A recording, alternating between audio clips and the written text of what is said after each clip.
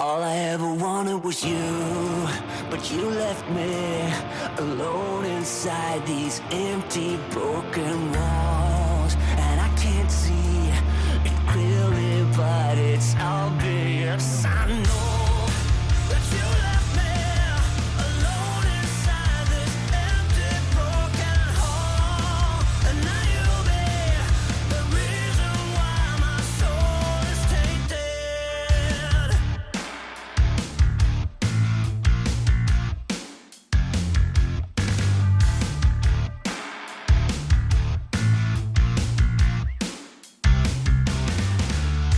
Somebody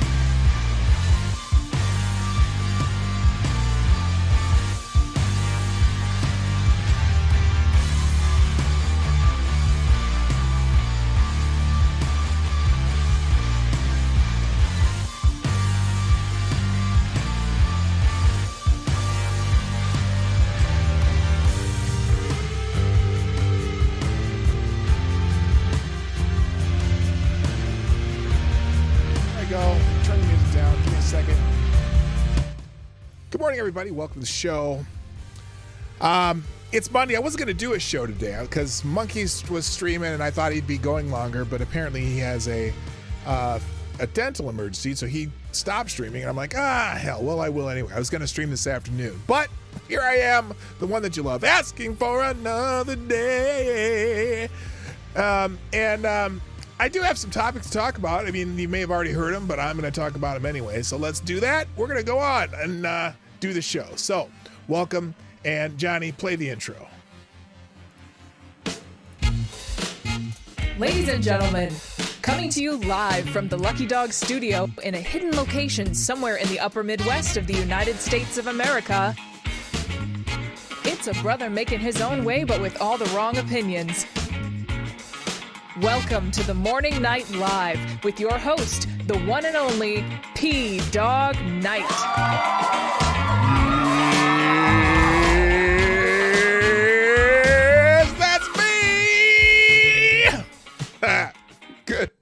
Good morning, everybody. Welcome to the Morning Night Live. I'm your host, Marty, also known as Dawg Knight on the internet. And welcome back to the Dawg Knight Channel, where we try to figure out why? Tell me why? Why they keep trying to rehabilitate this dude called Ray Epps. I didn't even, until I saw Monkey this morning, I didn't realize they did an entire expose in 60 minutes trying to rehabilitate Ray Epps, trying to gaslight us into thinking he's something and that he's not. Just a sympathetic poor guy who's in the wrong place at the wrong time. Bull! It's crazy. So everything I do today is going to basically be a live reaction because I didn't really read any of this crap yet. But we'll get to it. Hope you're having a great Monday. It is the 24th of April, 2023. Welcome to the Morning Night Live. And let's say hi to the people in the chat and get this thing started because I am doing a short show today because I'm very late. Well, I wasn't late getting home. I was late because I was working on a bunch of stuff this morning. I couldn't stop. And anyway, good morning first over on Rumble to Advocacy, who's there as first and gets the bell. And Mike Savage, Blarg, Chicago Mike. And that's it. That's everyone on Rumble. Well, everyone who's chatted on Rumble. There's more people there than have chatted, which is fine. I appreciate all of you jumping in over there. On YouTube, first in chat was, I believe, also, why isn't my scrolling working? There it goes. On YouTube, first in the chat was Jesse Leon. What up? Gets the bell. Welcome, sir. Also, Avocados Diablo. Good morning. You get two of them today. Also, good morning, Rotten Corpse, Black Hebrew Israelite, right. Rick Ashbringer, Chicago Mike, Don Julio, Gulf City Biker and Trash Man, Simic Magic's in the house, Dr. Funkenstein's Ghost, a.k.a. Tyre Alexander. Also, good morning, Mike Savage, Blarg, H.P. Lovecraft, my favorite Canadian Jaeger ponies here. Let's see. And then Chad, I know I saw Chad Lemoyne. Where are you at? There's Fake News Expert. Good morning. As I scrolled up, Dom O'Leary, Those Ain't Real Dude, Cannibalistic Wizard, Simon Wolfwood, and Chad Lemoyne. What up, Chad? Oops, I was going to hit that. One of my favorite people from Louisiana. Also, let's see, anyone else in here? Who else is here? Tyler F's here, and I think that's everybody. I think I got everybody who's here so far. Now, the chat rolls in slowly but surely, especially when I just do this impromptu start the thing like right before you're going to start. Because usually if I set it up a couple hours early, then I get more people here early. But people have figured out, keep sharing the stream. I see some of you already have. In particular, I know that Somnambule Nation has shared the stream this morning. Looks like Tyler F. And is that it? Okay, well, there we go. So anyway. Let's get on with the show. Now, first, I want to tell you a couple things. Well, one thing that I noticed trending because it's been all weekend because, the celebrities got all upset that that they lost their little check marks and shit. And so there was a whole little hashtag block the blue, as in block the people who have the blue check marks on Twitter, because the celebrities were just all bent out of shape that they didn't get their little check marks anymore. And look, so for example, I have one of those, excuse me, I have to say this very softly so no one hears it anywhere else. Yes, I pay for Twitter Blue. I do. I should be ashamed. I get it. But I pay for Twitter Blue because there's a couple extra features on there that I like. Like, I'm going to be able to upload larger files, and I'm going to start uploading a lot of video over there. I like the fact that you can write longer sentences and whatever. You can extended post, which I'm going to start using that. I might use it for kind of a blog style thing. I'm also going to use it for, I like to be able to edit things too, because sometimes I'm one of those fumble finger mother effers that can't type for crap. And so I often have typos, or I notice that a word got corrected incorrectly. So I like the fact that I can edit and post. Now, not everybody who uses Twitter needs those features or wants those features, and then they can still use Twitter without them being verified. But I like those features, and the verified thing is just kind of it used to mean something back before they decided that it was, a sign of your social score. And I didn't get one when it was a sign of your social score, but I just have one now because it comes with the stupid Twitter Blue. I don't give a shit about the check mark, but that's it. Okay, I'm done talking about this now. So anyway,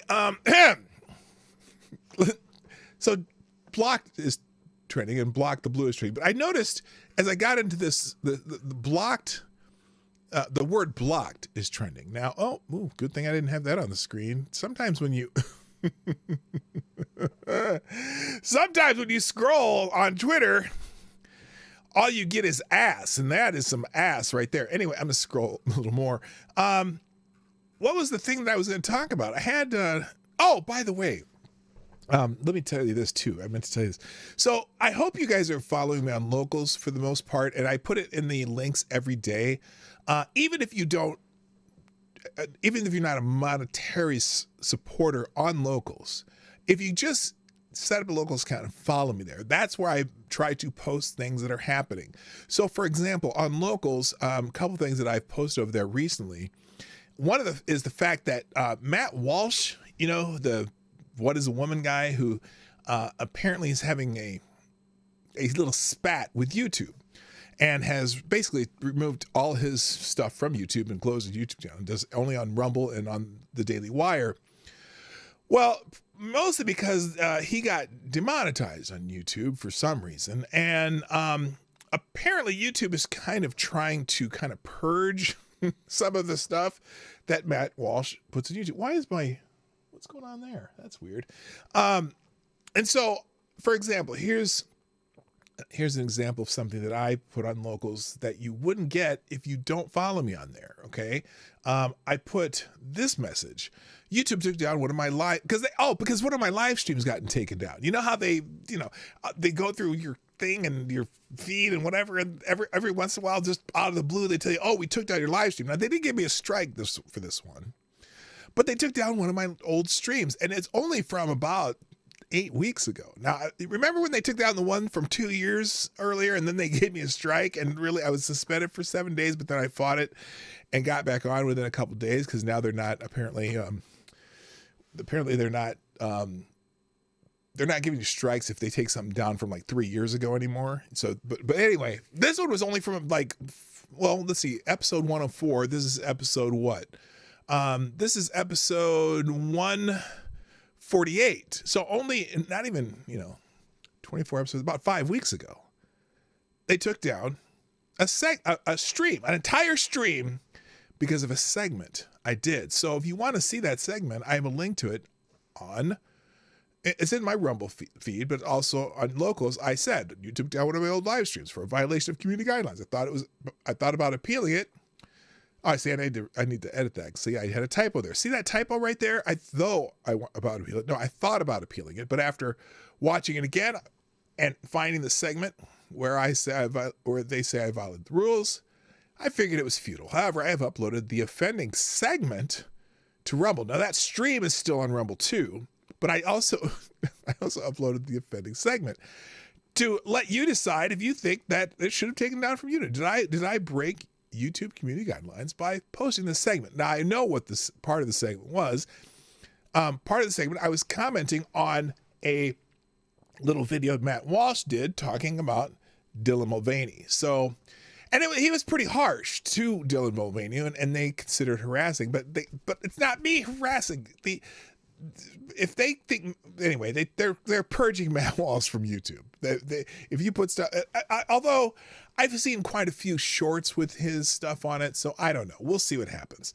But anyway, that's the kind of stuff that you'll find on a Rumble. Or for example, I also have I'm posting a lot of YouTube shorts too now, just on various topics, and I realized about a week into doing this.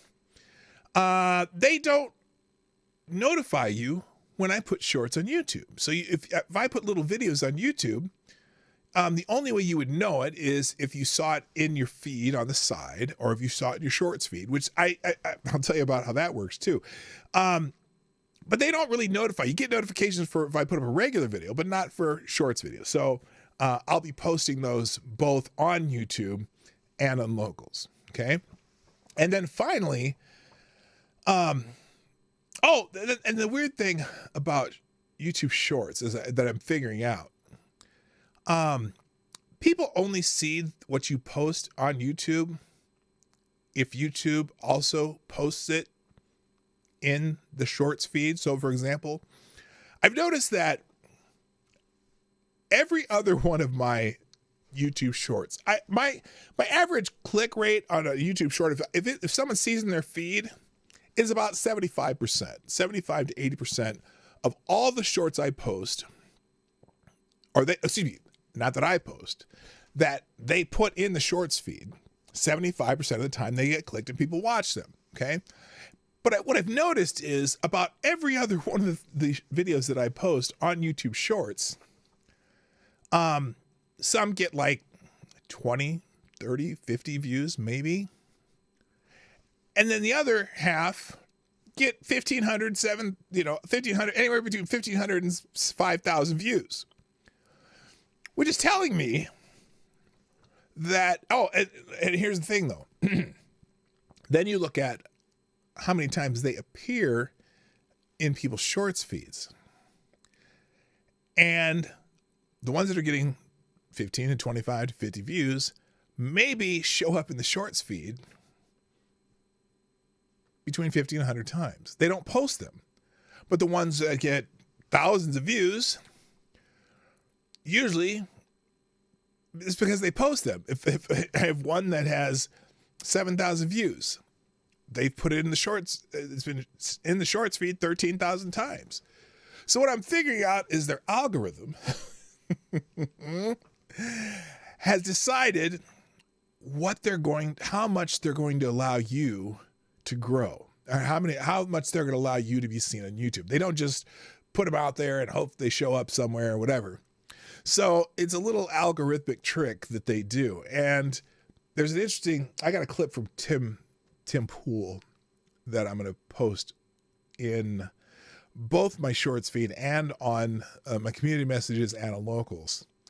It kind of explains how, from an algorithmic standpoint, how they throttle people in a very subtle way, so that the ideas that they want out there get out more than just, whatever. But I always thought that if I post something on YouTube, everyone who follows me on YouTube, who's subscribed and has the bell clicked or whatever, would at least get a notification of that particular item. And it doesn't happen. So it's kind of weird.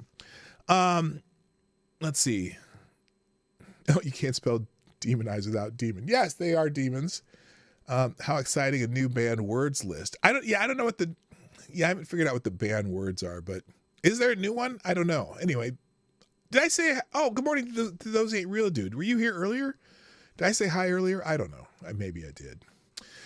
So, I always have to reload the page when I have it to open before it starts. Rumble doesn't seem to transition from their standard stream is starting page to the show very well. Yeah, you do have to reload that. I've never understood how Rumble works.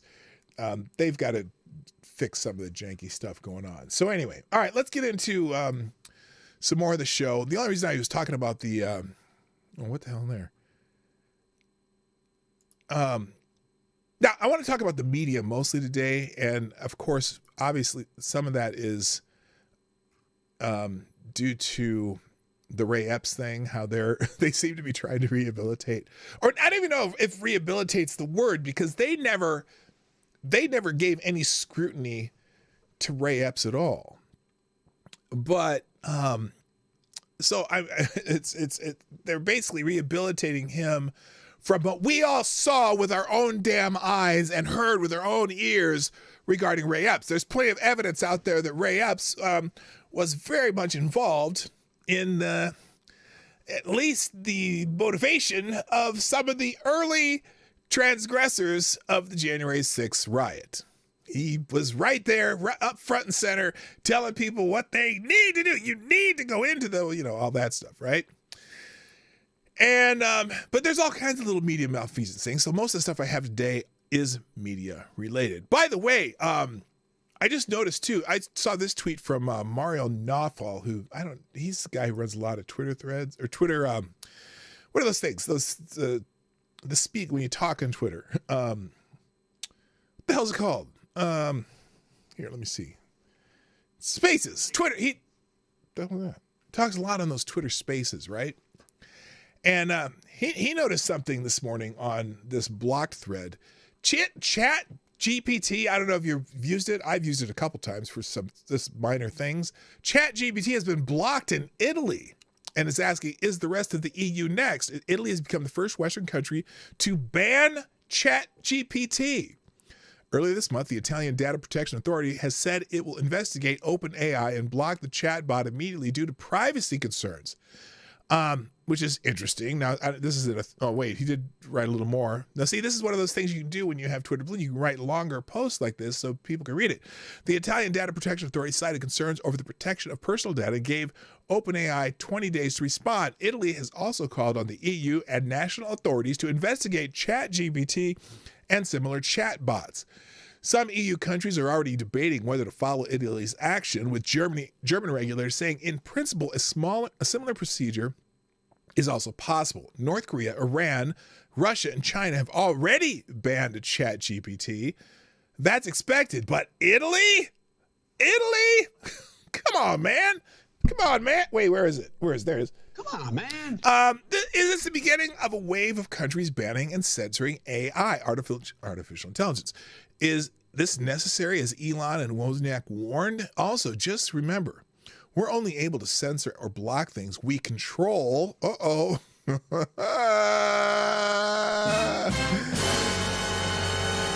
What happens when AGI becomes reality and we lose control of the artificial intelligence we created?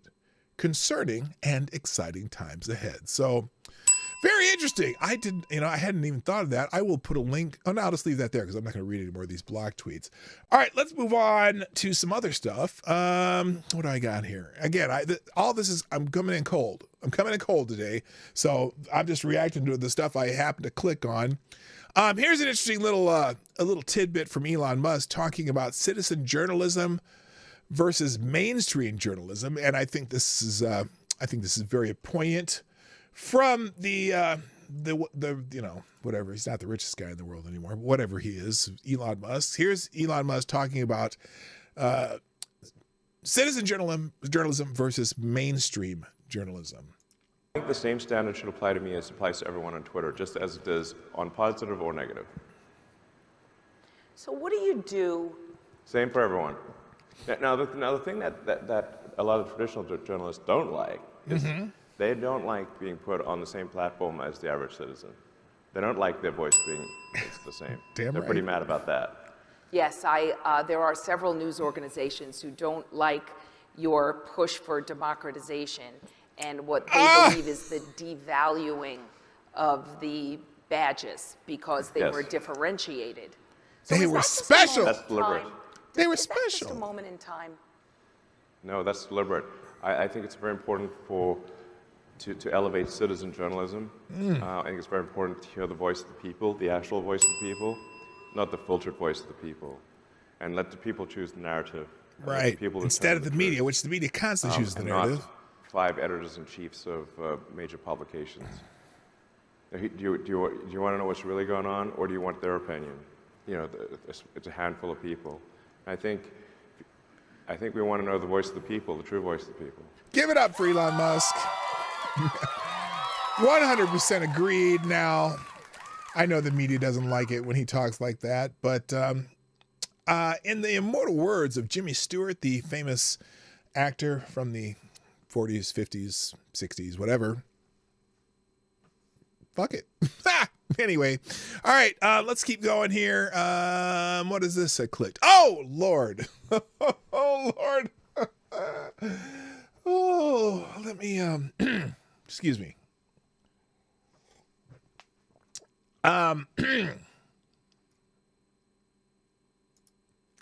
Lizzo's in the news, sharing a video of the moment with her 13.4 million Instagram followers. Rapper, singer, and flutist. Wait a minute. Oh my God, they're calling her a flutist.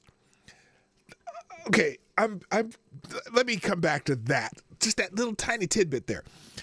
Who is an outspoken ally of the LGBTQ plus community, thanked the beautiful drag queens for showing their pride in Tennessee. Well, isn't that special? Isn't that special? So this is CNN, is telling you what's important in the world today, and I'll give you a couple examples of what CNN tells you is important. Anyway, apparently Lizzo made her stance on Tennessee anti-drag show legislation. Now, allow me to stop right there. Allow me to stop. I know flautist, but I just, what most people would say when I say flute, well, they wrote flute. That is true. They wrote flutist. Notice, where is it? In the tweet, they said flutist. Right there. And it is a flautist. But they wrote flutist. Sorry, I didn't. For those of you who are eating, I apologize. Good morning, Hig, from the home bases from Florida, and Lord Stanhope and Tex AG. Evan. Anyway, she's a legit flautist, though. Is she? Now, I've seen her. I know she blew a few notes on that one flute. I guess maybe I've never heard her. I knew she played the flute, but I'm concerned with the idea that she's a flautist. Maybe she has played the flute somewhere in a more classical way. I don't know. Anyway, you're probably right. I don't pay attention to flute. Anyway, last month. Now this is what pissed me off. This is a narrative. Okay, this is a narrative that the media is going with on this Tennessee so-called anti-drag show legislation. Okay? Last month, Tennessee Governor Bill Lee signed legislation banning adult cabaret artists from performing in public or in the presence of children. Now, let me just change the words of that. Okay? Let me say that, let's say if, for example, Tennessee Governor Bill Lee signed legislation banning strippers from performing in public or in the presence of children. Would anyone care? Because look, I don't give a shit if there are drag shows. Drag shows are fine entertainment for some people. Some people really like them. But part of the culture of drag shows is to be extremely raunchy. And also to, in a very caricature-like manner, imitate women who generally they imitate women who are raunchy and strippers and shit like that. They do dances like strippers or whatever. It's like if we that would be that might be Lizzo's new Indian name. Dances like strippers. Anyway, The controversial bill listed male or female impersonators, which is widely interpreted to mean drag queens, in a show of defiance. Lizzo, known for her vociferous support of body positivity, which I wish she'd stop, and self-love, which is fine. You can love yourself. Welcomed queens including Vanessa Mateo, Asia O'Hara, and Candy Muse from RuPaul's Drag Race to join her performance at the Thompson Bowling Arena on Friday. So this is apparently in Tennessee. Sharing a video of the moment with her 13 million Instagram followers, the rapper-singer Flautist, who is an outspoken ally of the LGBT community, thanked the beautiful drag queens for showing their pride in Tennessee. The 34-year-old musician, best known for her empowering hits. Oh, she's so empowering. Truth Hurts and Juice. And her ubiquitous track, Good as Hell, also addressed the bill in another video, telling the audience that she was warned against performing in Tennessee. But why would I not come to the people who need to hear this message the most? The people who need to feel this release the most? Lizzo told cheering fans, why would I not create a safe space in Tennessee where we can celebrate drag entertainers and celebrate our differences and celebrate fat black women? Oh, she's so wonderful, wonderful, wonderful. Last month, Tennessee State Senator Jack Johnson told CNN that the bill was not meant to target drag performances or transgender people, but simply puts age restrictions in place to ensure that children are not present at sexually explicit performances. At least they put that in the article. Now that, I'm surprised they even put that in the article. A federal judge in Tennessee temporarily blocked its implementation, stating that the ban may be unconstitutional. Well, if it's unconstitutional, then let's just have strippers in the whatever. Let's have kids, let's have stripper story hour and S&M, S&M shows at schools and the whole damn thing, right? If it's unconstitutional, no, they didn't ban anything. There is no ban. All it does is restrict children from attending such performances. Now, if you can find that unconstitutional, then you can find everything that's performance art based, including, let's just have, let's have the Pornhub section of the school library then. Okay, would that be unconstitutional to ban that? The idea that you can't determine what a curriculum for a school is, and not necessarily, because they keep it, they're banning all these books, like the genderqueer and the ones with the kids doing sex, basically porn cartoons in schools, right? It's not, no one's banning those books. If your parents want to go to whatever bookstore sells it, or you want to order it on Amazon and have it read to your kid, fine. But you have no reason or right to have that in a school library. Are you telling me that the state education board or the state or whatever, this is why you homeschool. If you want your kids to know that shit, homeschool. I'm all for homeschool. But if you want the state to run a school for you, well, the state's going to tell you what's going to happen in it. Some states will tell you this can happen, and some states will tell you that can happen. If you don't like this, then get out of the state schools, which I recommend anyway.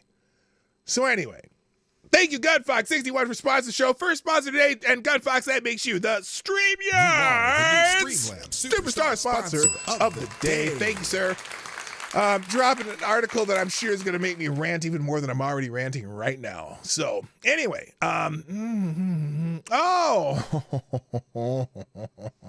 speaking of which, well, this is quite timely. Let's see, am I done with Lizzo? I've been done with Lizzo. Believe me, I didn't change the screen there. So anyway, yeah, Lizzo, and she put some Instagram. What did she put out? Okay, they just got a video of her thing showing the drag queens. Now look, here's the thing too. As long as these drag queens that were in her show in Tennessee, as long as they didn't do lewd stuff, then they probably didn't break the law. Know what I'm saying? Like, again, I don't know the details of the Tennessee law, but I know a couple of states do it. And basically, they're saying if it's a family-friendly event, it needs to be a family-friendly event. Like, as in, you know, you can't be dancing to songs about my pussy this and my pussy that when you don't have a pussy, first of all. But you know what I mean? And doing the stripper dances and having kids, you know, stuff dollar bills in your G-strings. Because then again, it could just be stripper story hour or a family-friendly stripper show. You know? That's kind of an oxymoron. And drag shows were never meant to be family-friendly. And that's why a lot of the gay community who understands drag culture, they don't think you should be doing this shit in front of kids. So what are you doing? All right, let's move on because I'm ranting too much. So Gunfox just happened to be dropped this article in the Streamlabs. By the way, just a reminder: the Morning Night Live is brought to you by you, the viewers of the Morning Night Live. Hit the like button during the show. Share the stream before, during, after the show. Whenever you see this show pop up, share it, even if it's after, because a lot of people do watch the replays. And if you want to sponsor the show from a monetary sense, pdognight.live, 24 hours a day. You drop whatever you put in there, and no matter how much you drop in there, you can write as much as the box will hold. Okay, it doesn't change by how much you put. The YouTube super chats, if you put $2, you get 50 characters, and if you put $5, you get 80 or 100 characters, and so on and so forth. Nope, you get the max number of characters on Streamlabs either way. But some people prefer YouTube super chats, more convenient, whatever, because you don't have to open another window. But that's what it does, and you don't give it 30% to whoever the new CEO of YouTube is, because it used to be Susan, but I can't make that joke anymore. So Streamlabs, 24 hours a day, YouTube Cash App and Venmo or whatever in the description down below. All right. So speaking of banned books, there's an article in the Wall Street Journal. When's it from? It's from this morning, bright and early this morning. There were 1,269 efforts to ban books in 2022. Oh no. Now wait a minute. Let me make sure something here.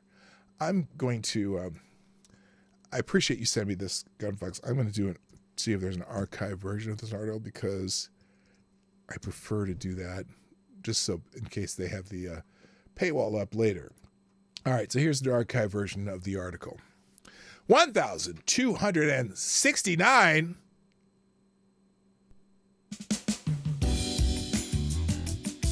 Oh yeah. 1,269 efforts to ban books in 2022. These are the most targeted. Okay, so they're going to give us a list of the most banned books in 2022. Efforts to censor books and other resources in other resources isn't that special. You mean like the Pornhub room?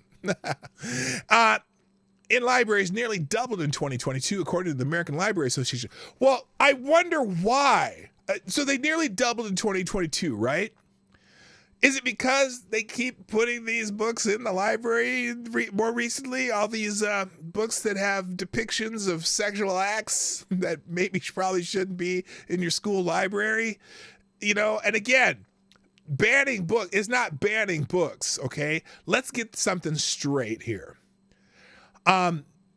Because a book is not in your school library does not mean it has been banned, but it has been removed from your school library for inappropriateness. Now, I don't necessarily agree with some of the stuff they do, but I think, because sometimes it gets taken too far and you start banning stuff that you're like, look, I had to laugh because I remember one time To Kill a Mockingbird was trending on Twitter because they were claiming that Florida was banning all these books, and one of the books they talked about was To Kill a Mockingbird. And lo and behold, the truth of the matter is To Kill a Mockingbird It's never banned in schools in Florida. And but Gavin, in fact, what's the California governor? Gavin, I almost said Gavin McGinnis. Gavin Newsom was talking about how, they're going to ban To Kill a Mockingbird, blah, blah, blah, blah, blah. And lo and behold, did you know that To Kill a Mockingbird is not allowed in schools in the state of California? Because it has a couple N-bombs in there. And the state of California banned it in many school districts in the state of California. So that's kind of funny because it's not banned in Florida, but some other books are. Anyway, here we go into the article. And hopefully my head does not explode as I read this. Isn't To Kill a Mockingbird banned out in California? It is. Yes, it is. And there's several books that are like that. Anyway, a graphic novel memoir about gender identity.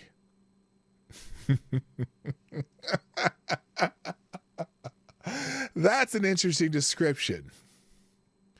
Memoir about gender identity, a collection of personal essays by a queer black activist, Toni Morrison's first novel. These books were among the most challenged titles in U.S. libraries in 2022, according to a new report from the American Library Association. Attempts to ban Gender Queer by Maya Kobabe, All Boys Aren't Blue by George M. Johnson, and The Bluest Eye by Morrison were part of a growing trend across the U.S. There were 1,269 efforts. Oh, they have an exact number to censor books and other resources in libraries. Whoa. See what they did there?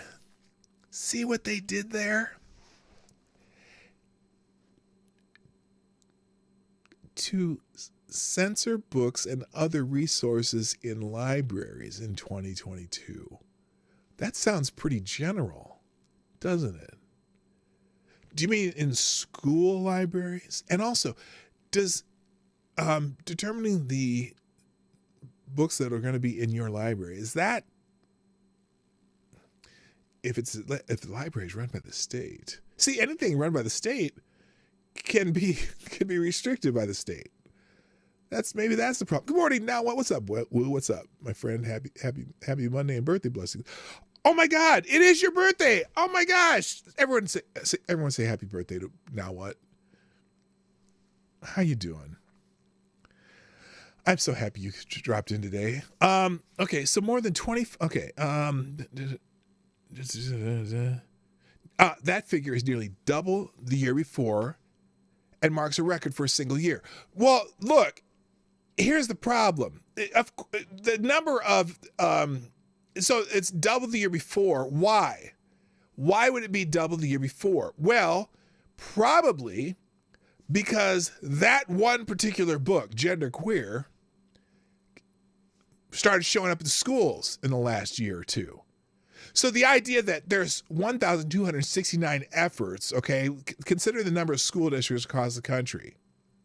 That's not even close to the number of school districts around the country. Let me see. Let me quick. Let's see.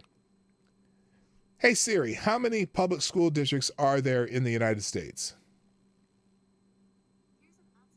13,800. 13,800 school districts in the United States, 1,269 efforts to censor books and other resources in libraries in 2022.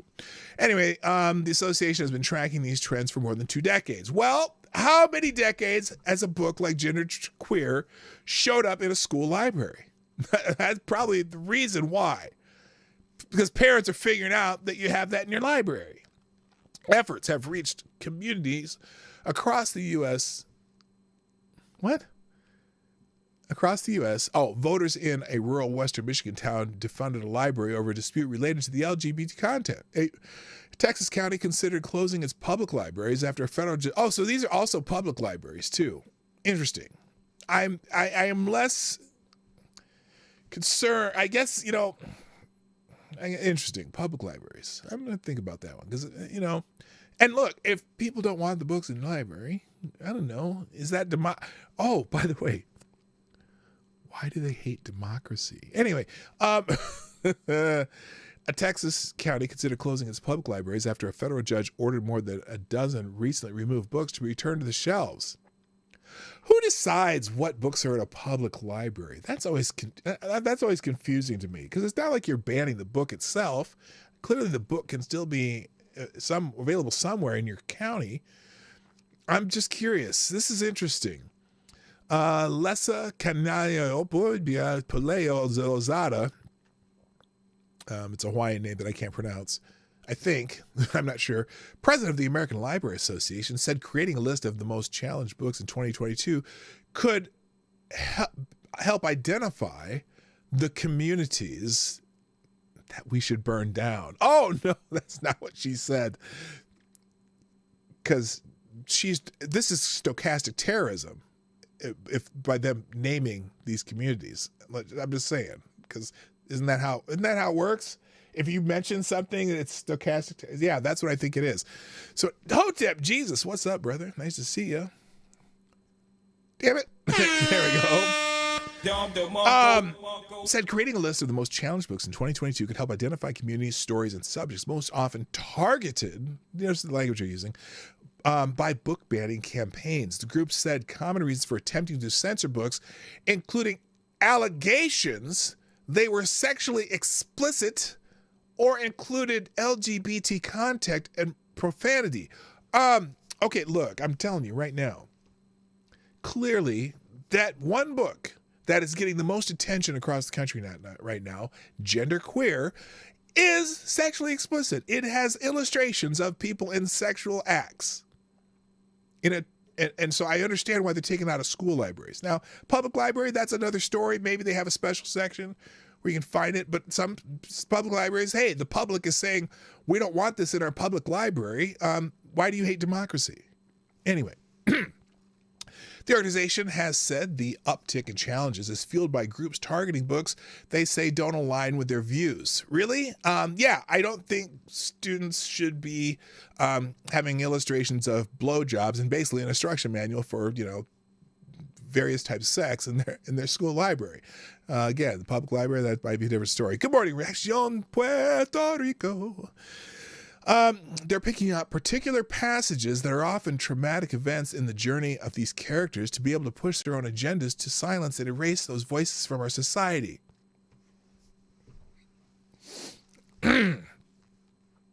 Yeah, right.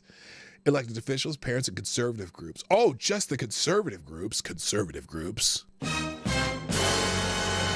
Including, oh man, did they go out? Oh, Moms for Liberty got, I'm going to talk about Moms for Liberty tomorrow. I might see if I can get Trish to come back for Moms for Liberty. Anyway, they got ripped over the weekend too. They were trending and people were just ripping them to shreds. So anyway, and they're the new boogeyman to the left now.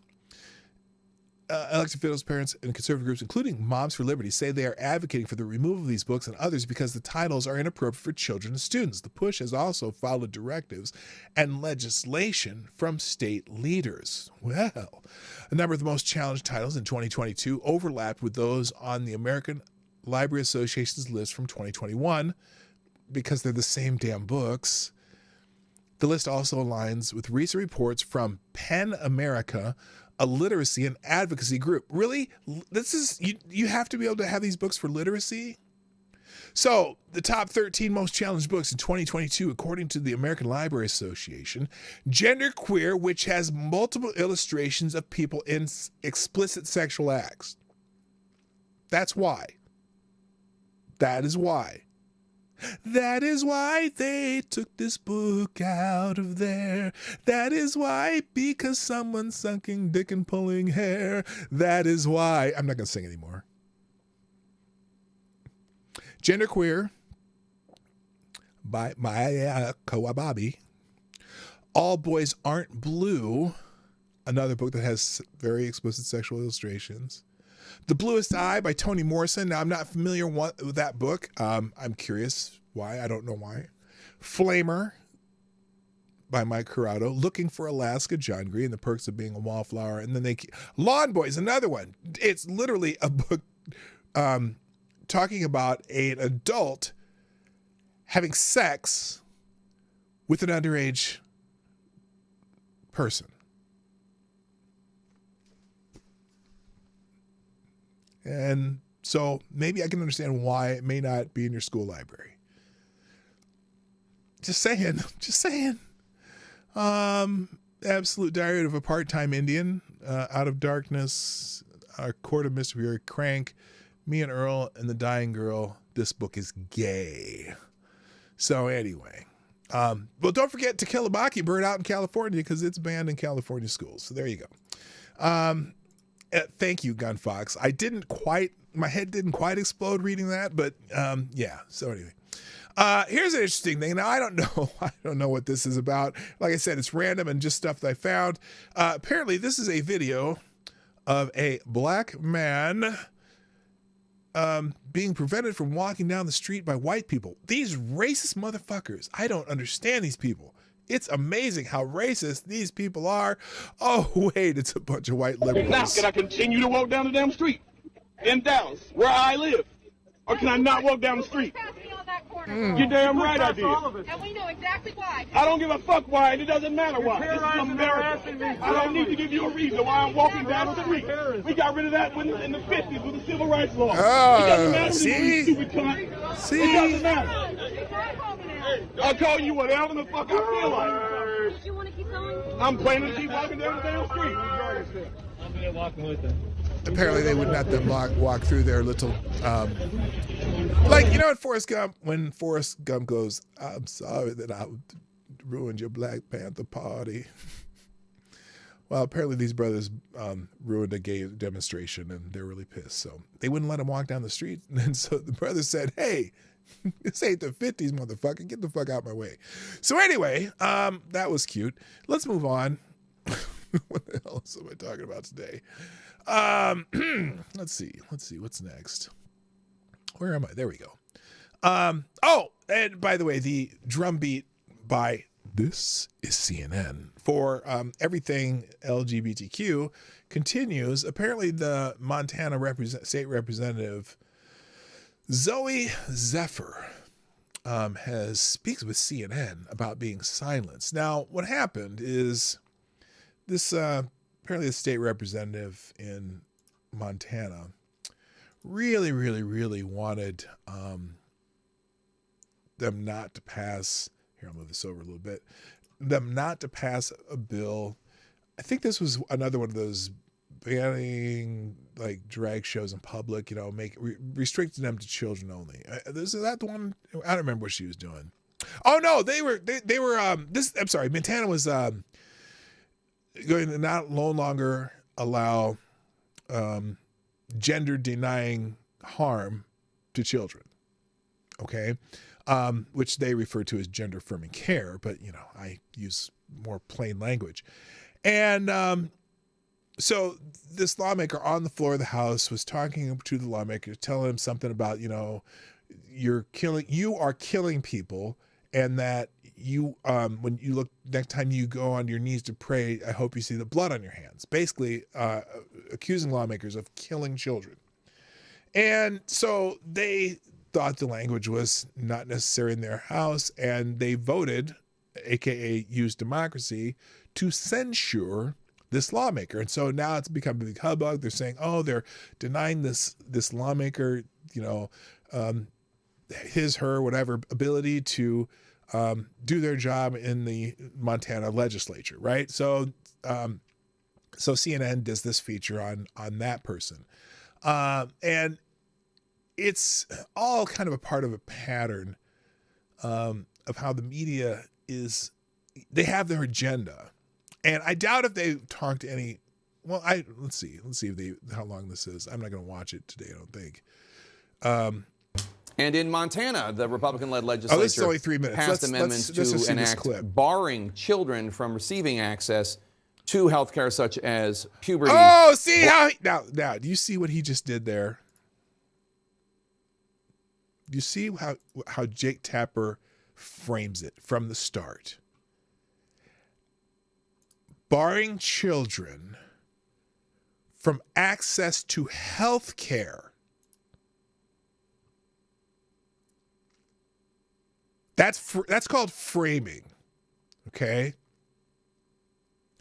Rather than saying,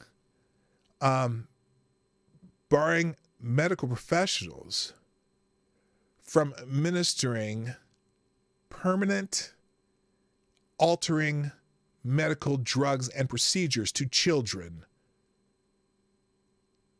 that are elective. There's a big difference. But he's saying denying health care to children. I'll play it again. The legislature passed amendments to enact barring children from receiving access to health care such as barring children access from receiving health care. I don't call this health care. But see, this is how media manipulates the public. Because if you start with that, it sounds really, really bad. He continues. As puberty blockers. Without any other discussion of puberty blockers, how they permanently stunt your growth and you have permanent loss of sexual function if you're on them after standard stage 2 if you're a male. Never in fact, the World Professional Association of Transgender Health, Marcy Bowers, the president, stated that 100% of the over 2,000 males she put on puberty blockers at standard stage 2, around 11 years old, 100% lose their ability to have an orgasm later in life. 100%. Oh, puberty blockers are reversible. No, they're not. And also, every single one of those kids' growth was stunted during that stage of puberty because that's when people grow the most. During puberty. If you block that puberty, they will never regain the growth that they lost because the rest of their body, even if you stop using the puberty blockers, the rest of the body doesn't just start where it left off and then continue as long as it would have left off. The body doesn't do that. So, permanent stunted growth and loss of sexual function 100% of the time on males, at least, who started puberty blockers at standard stage 2. So don't let anyone ever tell you that it's reversible. That's a load of bullshit. Before that bill passed the Montana House, however, the state's first openly transgender legislator, Zoe Zephyr, criticized it and the legislators voting for it on the House floor. Okay. If you're forcing a trans child to go through puberty when they are trans, that is tantamount to torture. Now, and this body should be ashamed. Only thing I will say is if you vote yes on this bill and yes on these amendments, I hope the next time there's an invocation, when you bow your heads in prayer, you see the blood on your hands.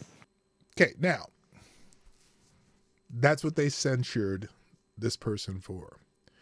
And again, gender denying harm. 90%, over 90% of kids who have gender dysphoria desist from that during the process of puberty. Over 90%. However, if you do start a kid on puberty blockers, during their puberty years, almost 100% of them do not, because you've already altered them. Now, if there's a suicidality rate of roughly 40%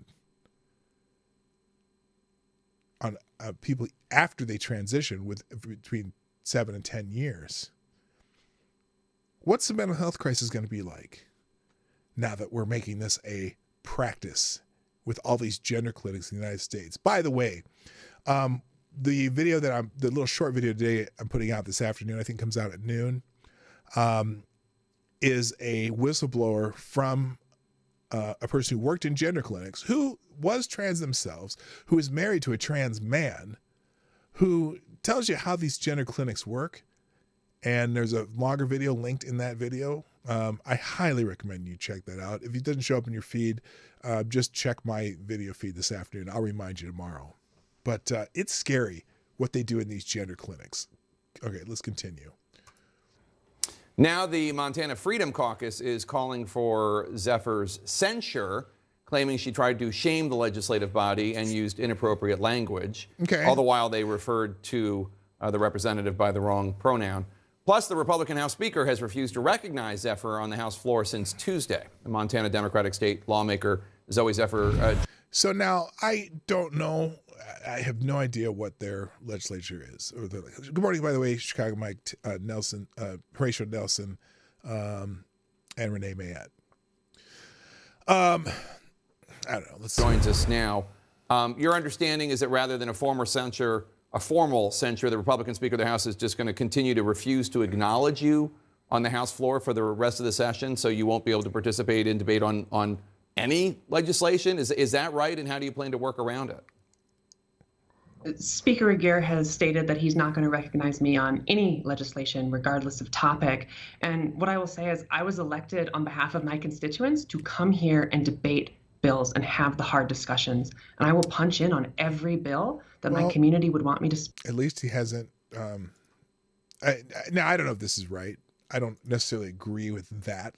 Either formally censure this person or whatever, and still let them participate. I'm sure there's been things said in their legislature that are as bad or worse than what this person said. But whatever. Speaker does with that is up to him. So let's talk about what you said, because I think the Montana Freedom Caucus is correct that you tried to shame the legislative body. I'm 100%. not judging whether that was right or wrong, but you definitely were. Why do you think it is tantamount to torture? Why do you think? Because this person is an activist and thinks that if you get more people to be trans, that you'll feel better about yourself. Oh, I'm sorry. I probably shouldn't answer for them. That lawmakers who vote whatever. against allowing trans kids or kids who identify as a different gender than the one they were assigned at birth, having puberty blockers, for example, why would that cause there to be blood on their hands? It wouldn't, but... So I know as a trans person, the joy and how we come alive when we are allowed to transition. And I know the pain. Not all children can make that decision, Zoe. That comes with not being able to transition. Also, in terms of blood on their hands, I have lost several trans friends to suicide this year. I have had trans... That doesn't change after transition. And it usually happens 7 to 10 years after transition. The rate is exactly the same as before. Trans family members tell me, or trans Montanans and their parents tell me about suicide attempts in their family, including one trans teenager who attempted to take her life while watching a hearing on one of these anti-trans bills. Well, this is a minor. Why are you watching the bill on this? I understand it, but still, and that's not their fault. Clearly, that child needs help and counseling that, unfortunately, the activists do not want them to have. There are lots of other factors that these kids have that the current form of gender clinic doesn't even want to pretend to treat them for. 1 or 2 visits and you're on puberty blockers. A little later, you're on hormones without even following the WPATH guidelines. Yes, I've researched this quite a bit. I was going to make a long form video on this. That's why I know so much about it, because I've been doing research on it. That's the impact that this legislation has, and that's why... Clearly, though, this person has not done research on it. I rose to defend my community and hold the Republicans... Whoa. Your community. What is your community, Zoe?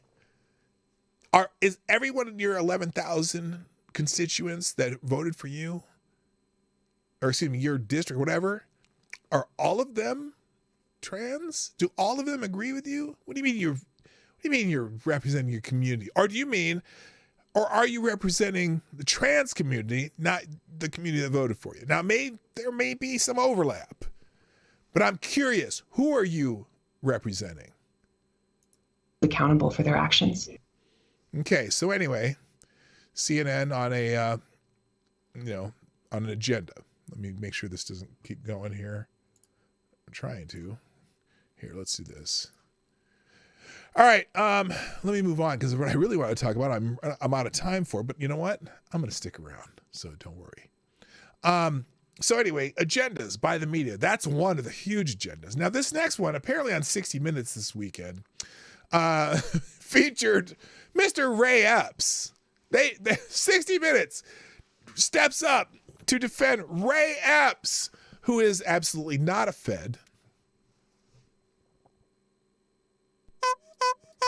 A media love affair with the most suspicious person involved with the left's January 6th hoax.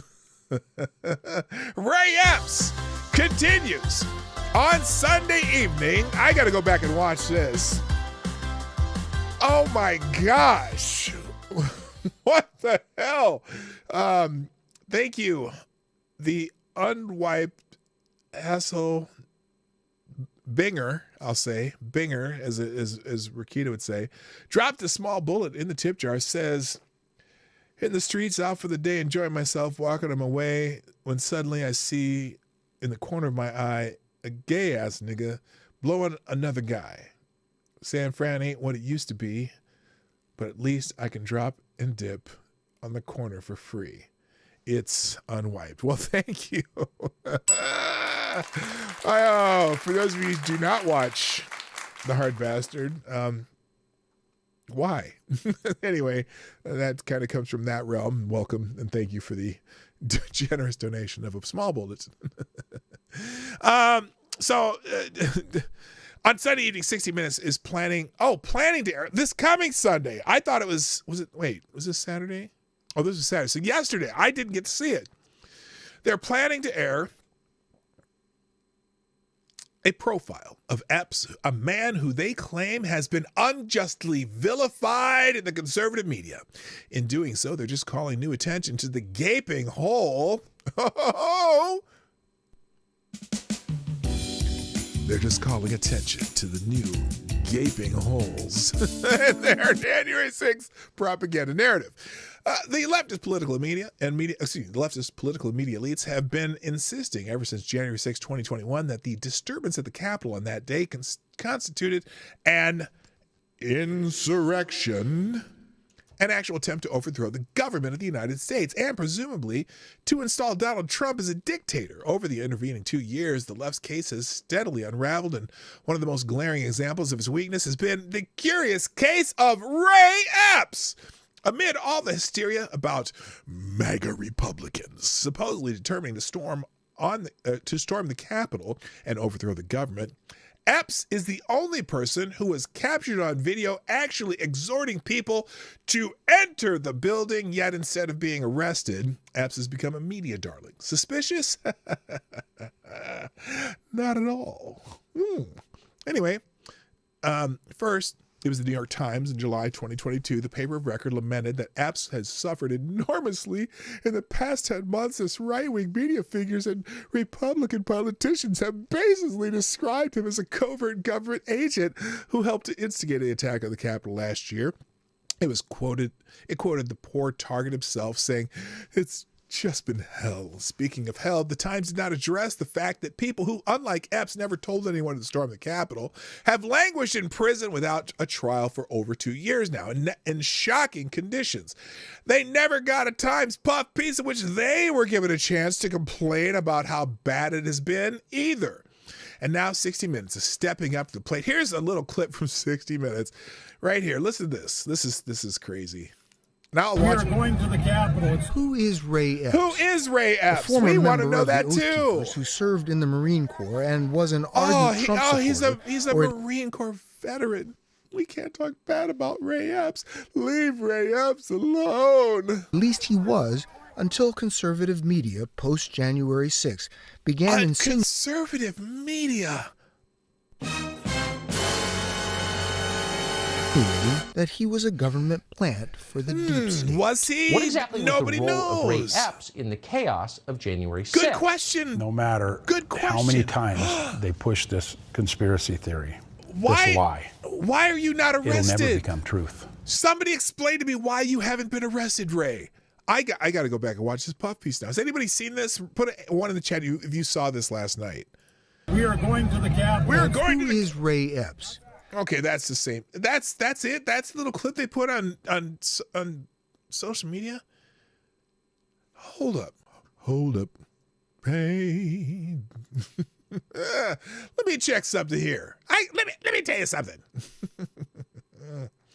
A little Fire Marshal Bill there. Who remembers Fire Marshal Bill? Anybody? Anybody? You got to remember Fire Marshal Bill. That was a great character.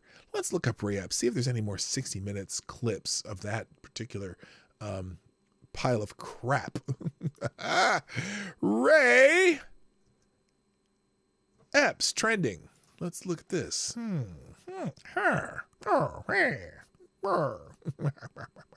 Oh, by the way, I also in the links today, I do have a thread by Dom Lucer, who has an entire thread on Ray Epps, and I thanks Ranting Monkey for bringing this to my attention. Just talking about all the bullshit about Ray Epps. This is a long thread breaking narratives about Ray Epps. So that's definitely a good read. Anyway, let's see. Ray Epps. Okay, his thread's in there. I want to see if there's any more clips. Let's see. Ray Epps' thread got these Democrats, white supremacists mad. Good. Good. Good. I'm going to just put good. I'm going to reply to that. Good.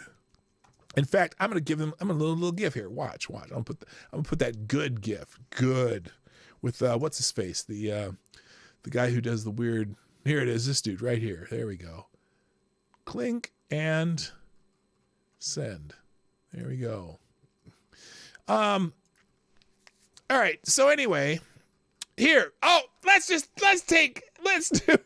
Ed Krasenstein's take on the 60 Minutes interview with Ray Epps. Let's see. The 60 Minutes interview with Ray Epps won't stop the conspiracy theories, because once a conspiracy theorist gets the idea stuck in their head, they don't ever let go. Russia. We've seen this with Seth Rich, the stolen election lies, and Obama's citizenship. Ray Epps isn't totally innocent here, but he's also not an FBI agent. Nobody claims he's an FBI agent. Well, some probably do, but look, the idea that he was just some innocent guy out there telling people to go into the Capitol, ain't buying it. The fact that he's not in jail, I ain't buying it. He's also not an FBI agent. The DOJ didn't charge him because you need evidence of wrongdoing to charge someone. Oh, do they now? You mean like video evidence of someone being in the restricted area in the Capitol, that many people were arrested, never went into the Capitol building? Some of those old ladies that got arrested and were charged with felonies that pleaded out to little misdemeanors, but having them on their record, that did not go into the Capitol building. You're saying that those people in the restricted area did wrongdoing, but Ray Epps didn't. Ray Epps, who is seen he's in the middle of the whole thing. In fact, there's several videos where you see him among the throng of the people who are so-called rioting. He didn't do anything wrong. Ray Epps did nothing wrong. You need evidence of wrongdoing to charge someone, and he never even entered the Capitol. And then the coup de grace. InfoWars started this ridiculous conspiracy theory. No, it didn't. We've known about Ray Epps long before any of the big media was talking about it. It was all over Twitter, dude. Sorry. False. You're lying as usual, Ed. That should tell you everything you need to know. No, it doesn't tell us everything we need to know. It does, because it hasn't been explained, Ed. The GOP just wants to blame someone other than their own for the January 6th event. Well, why did all those people go into the Capitol? You must go into the Capitol, as Ray Epps would say. Really, Ed? If anything, that's incitement. And lots of people are being charged with incitement. Lots of people are being charged and being within a restricted area. How come Ray Epps is immune to that when there's video evidence of his incitement? Just curious. It's amazing. It's amazing how he is insulated from this stuff. Why is he so lucky to be insulated from this? It's amazing. So anyway, the Ray Epps thread is there. Did I screw that up? Let me make sure I put the Ray Epps thread back. Oh no, I didn't. Okay, I opened a new thing. Okay, so anyway, so I'll watch the Ray Epps thing 60 minutes later and see if I have anything to talk about it. Speaking of incitement of violence. I don't know if you've seen this clip from Alexandria Ocasio-Cortez. And we saw that with January 6th. Mm-hmm. And we saw that in the lead up to January 6th. Okay. And how we navigate questions, not just of freedom of speech, but also accountability for incitement of violence. This is the line that we have to really explore through law as well. And do you think media organizations or social media platforms should be accountable for the role for being platforms for incitement? I believe that when it comes to broadcast television, like Fox News, these are subject to federal law, federal regulation in terms of what's allowed on air and what isn't. And when you look at what Tucker Carlson and some of these other folks on Fox do, it is very clearly incitement of violence. Very clearly incitement of violence. And that is the line that I think we have. And we saw that clearly incitement of violence. Tucker Carlson. Okay, Sandy, let me ask you quick. $20 off. Let me ask you something, Sandy. You say very clearly incitement of violence. Okay, I'm gonna take that, and my question is, please, can you give me a specific example of clear incitement of violence that, for let's say Tucker Carlson, you mentioned Tucker Carlson, clear incitement of violence that Tucker Carlson did that specifically the violence occurred. Okay? He incited the violence and the violence occurred. Give me a specific example, Sandy, because I'm going to guess, like most of the things you say, it's coming straight out of your butthole. Okay? But hey, if you have one, because you said clear incitement of violence. So a clear incitement of violence means that you incited the violence and the violence happened. That's your challenge, young lady. I'm old enough to call her young lady, so there. All right, but again, that's on Jen Psaki's show. Jen Psaki now hosting her own little soiree on MSNBC. Congratulations, Jen Psaki, a.k.a. Peppermint Patty, punk-ass bitch. Anyway, so, okay. By the way, NBC News had to retract a story. I didn't see this. That accused a slaughterhouse cleaning company of illegally employing illegal minor. A worker who is actually 21 years old and lied about his age to get over the border. Oh, no. Hello, Nomad. Hammer time. NBC News has retracted a major investigative story that accused a slaughterhouse cleaning company of illegally employing a 16-year-old Guatemalan immigrant after evidence emerged showing the worker is actually 21 years old and lied about his age to get over the border. Oh my gosh, you can lie about your age and they'll let you across the border? Hey, Alex, Mayorkas, what the fuck is going on here? Nightly News on April 12th aired an emotional interview with Pedro, an alleged underage worker at a slaughterhouse cleaning company, PSSI, noting in the segment that companies are legally barred from hiring minors for those positions because of the dangers of the work. Pedro said in an interview with NBC's Julia Ainsley, that he worked the night shift in the Kansas factory to, quote, clean all the blood of the cows, end quote, leaving him barely enough time to go home and shower before going to high school in the morning. He claimed the work was very tiring and it made it difficult for him to pay attention in class. But hello, Facts Over Feelings, what's up? Tucker Carlson's leaving Fox News? Is that true? I'm curious. I'll have to verify that.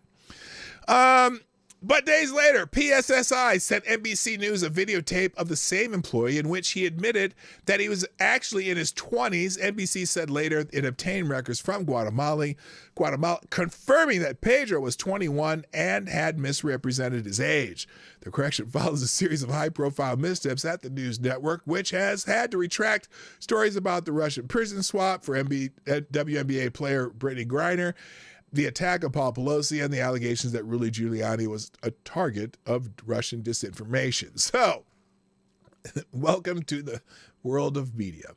On the Daily Caller, someone had an inappropriate relationship. NBC Universal CEO steps down after investigation. What? NBC Universal CEO Jeff Shell is leaving his position effective immediately following, and I did that in a Tucker Carlson style since we're talking about Tucker Carlson, position effective immediately following the investigation into a complaint of an inappropriate conduct. Parent company Comcast announced Sunday Shell had overseen NBC Universal News and entertainment portfolio, sports production, and theme parks and streaming operation. He worked at the company, various executive roles for nearly 2 decades. Today is my last day as CEO of NBC Universal. I had an inappropriate relationship with a woman in the company, which I deeply regret. I am truly sorry that I let my Comcast and NBC Universal colleagues down. They are the most talented people in the business, and the opportunity to work with them the last 19 years, especially that one woman, has been a privilege. Anyway, Comcast opened an investigation into Shell soon after an employee filed a complaint against Shell. Well, wait a minute. Was this a relationship or was it a little more one-sided? I'm just curious. Citing people familiar with the matter. Well, fantastic. At least there's people familiar with the matter and not just some bullshit they got off the street. Anyway, who knows? We'll hear more about that, I'm sure. In Utah, let's see. Oh, a lawmaker's home was vandalized after introducing bill to ban transgender surgeries on children. Yes. Oh, these trannies bash back. Oh, they use the word trannies. That's not good. Am I getting in trouble for saying that, for even reading it? Good Lord. Utah State Republican lawmaker's home was allegedly vandalized after he introduced a bill aiming to ban transgender surgeries on minors. Oh, you mean, well, yeah, gender-denying harm. The message to State Senator Mike Kennedy, written in red spray paint on his door, read, FASH, abbreviation for fascist. Oh, didn't know that. Thanks for clarifying. And these trannies bash back. Kennedy announced the vandalism on Facebook. Now, I am always skeptical of these things, even if it's something that's supposedly against people that I would agree with. I'm just curious. If they find a red spray paint can in his garage, I'm writing to this lawmaker. But for those who seek to use violence, vandalism, and intimidation to deter me from standing up for what is right, let me be clear. You will not succeed, he said in his post. I will not be deterred by your cowardly actions. The recent vandalism to my family's home was not just an attack on me, but on the very principles our state stands for. Now, here is a clue, though, that this might be genuine, okay? Because have you ever noticed whenever you see these types of vandalism, or, you know, if it's a hate crime, the fake hate crime or whatever, where if it's fake, there's usually some kind of misspelled word or some letter that's done wrong or symbols that are made incorrectly. People who do this kind of stuff usually don't misspell things. I as far as real crimes. So this may be real, because they although, you know, you would think though that they would write the messages a little more. I don't know. It could be real, but whatever. But anyway, if it is real, well, of course, it seems like it would be par for the course. It wouldn't surprise me that it's real, because just because. All right, the other things I have left here, I got to go, so I'm going to just let you know what else is in the links today. The Garland, Blinken, and Morrell morass. So this thing where they found out that Joe Biden, his campaign, what's the guy? Anthony Blinken, was probably the impetus for that letter of 51 intelligence officials who said the Hunter Biden laptop story was probably Russian disinformation. Now we're finding out that Blinken is probably the one who initiated that, he worked on the Biden campaign. And so this is just, here's the thing. Is it possible both Garland and Blinken will have to answer for their alleged malfeasance? Both might easily be impeached and forced from office. Just the beginning of this article. Doubtless your mother used to tell you to count your blessings. It was good advice. Well, here it is. Here's the thing. Garland, the first American Gothic Attorney General of the United States, is a partisan horror show withholding real protection from Supreme Court justices who are threatened by violent criminals, even as he stigmatizes domestic terrorist parents who criticize their school boards and orders the FBI to conduct dawn raids on critics of the regime. He's a horrible man and a dangerous partisan hack, and the very instantiation. They got to stop using words like that. Nobody talks like that. Of the two-tier application of the law that has made a mockery of justice during the Biden administration. But again, look on the bright side. Garland will soon be gone. And remember, he almost made it to the Supreme Court. Obama nominated him in the waning days of his administration, but Donald Trump had other ideas. Let's give credit where credit is due. Senate Minority Leader Mitch McConnell made sure that Garland's nomination got lost when the Republican held the majority. I'm no fan of McConnell's, but I try to remember to say a little prayer for him whenever I list my intentions. By scotching Garland's ascension to the court, McConnell did the country a huge favor. But anyway, it's going to talk about Anthony Blinken and his malfeasance and his involvement in the 51 former intelligence officials who supposedly wrote a letter saying that it was Russian misinformation about the Hunter Biden laptop, which turned out to be, apparently initiated by the Biden campaign. So they've got some splaining to do. I'm just telling you. All right. Also, the links. Apparently the Louisville shooter left a 13-page manifesto. Oh, did they get it? Is this the one? Is this a transgender? No, this is a different one. Oh, so this Louisville shooter, right? I'll just give you the synopsis. The Louisville shooter, the bank shooter, not the transvestite one in Nashville, basically had a little manifesto that their entire purpose was to see how easy it would be to purchase a weapon and then go kill people en masse with it. A left-wing anti-gun zealot. That's an interesting scenario. So there's a whole big article in it about that in the Federalist.